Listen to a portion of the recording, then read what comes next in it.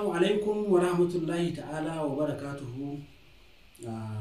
Ya al'ummar wannan ƙasa ta mu gabaki ɗaya, musamman ma musulmai, 'yan uwana, ga mutumin da ya ƙaryata ni, salamu alaikum, ga mutumin ma da bai ƙaryata ni ba, duk ne muku sallama irin ta addinin musulunci.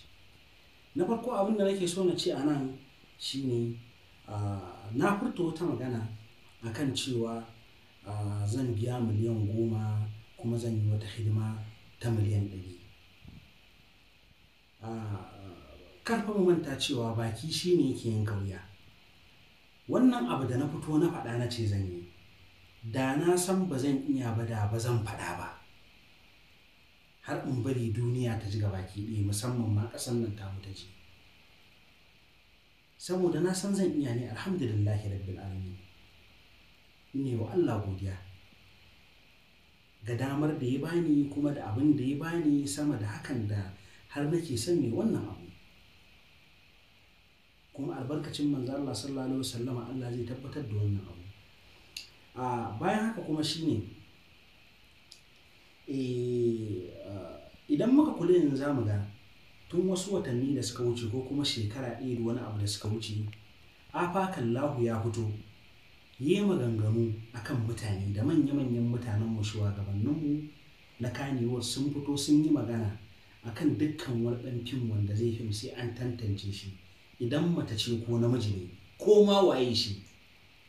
Da ya fito yi wannan maganar ne aka ringa yi, mazaginsa aka ringa yi, kuma yi wannan abin ne fa saboda ya mana maganin irin wannan matsalolin da suke faruwa. Ni fa ba fitowa ne na aibata wani ba, ba fitowa ne na zagi wani ba, ba fitowa ne na gaya wani wata magana mara kyau ba, a'a, duk ba wannan ne ba. Amma mutanen da suka zazzage ni a wannan magana suna da yawa, suna maganar Alhaji Kawu Ali ba zai iya ba, ko to in baka san waye Kawu Ali ba, ka je ka tambaya, ni ba zan gaya maka waye ne ba, amma ka je ka tambaya. Amma abin da na furta da bakina 10 miliyon naira da 100 miliyon naira da kuma mota, na san zan iya ne. In na san ba zan iya ba zan faɗa ba. Kuma in ka isa ka tunkari maganar, ka zo ka haɗa maganar kai komai da komai, a zo a haɗa abin ka gani, kuma a gaban ka za a yi. Misali yanzu idan wannan abin a ƙanwarka ya faru, ko kuma a uwarka ya faru, ko a maƙotanka abin ya faru, ko kuma a unguwarku ya faru, ko kuma a kana da ya mace abin ya faru a kanta, za ka ji daɗi? Ba za ka ji daɗi ba. Abu ne mai mugun wahala, abu ne mai cin rai. Saboda haka wannan abu da na fito na ce zan yi, Ubangiji Allah nake roƙo akan Allah ya bani sa'a da nasara in cimma wannan buri nawa. Wannan buri nawa da na ƙudurta a cikin zuciyata, baka san abin da yake cikin zuciyata ba. Haka zalika ni ma ban san abin da yake cikin zuciyata ba. Baka san zuciyata fara ce, baka ce, ƙarya nake, gaskiya nake, baka shina ba. Allah kaɗai Ubangiji subhanahu wa ta'ala shi ne shina, ya alamar jihar wa mai yawa. Ba wai wa'azi nake ba. A'a, ni na fito ne akan saboda na ga an yi wa 'yar uwata, an ɗauki hotonta kuma ana bazawa a duniya.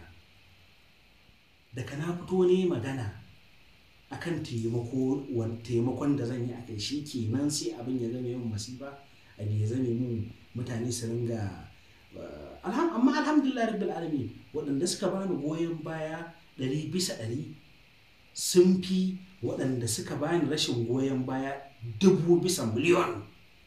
Ko kuma a'a dan na ce zan yi wani abu na alkhairi, a'a shi kenan ni makadaci ne, to ka je ka tambaya ka ji wane ne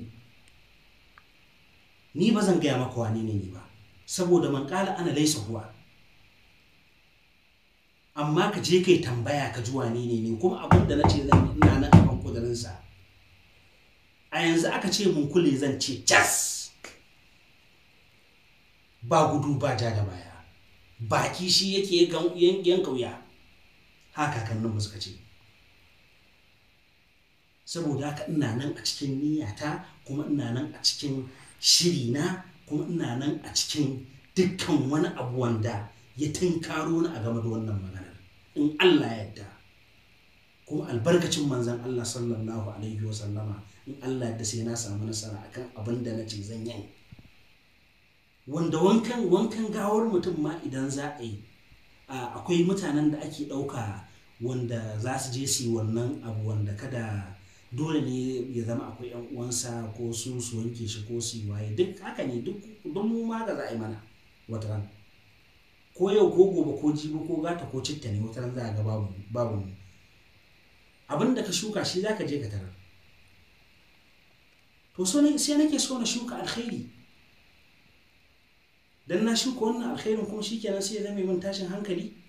Ina nan akan gafana, kuma albarkacin manzon Allah za ku gani, za ga zan iya ko ba zan iya ba insha Allah. Assalamu alaikum. In magana ba ce muku daidai ba dan Allah dan Annabi a yafe ni. Duk wanda kamar in ya ji magana ta na ɓata min rai ko neman abin da ba dai ba to dan Allah ya haƙuri. Assalamu alaikum.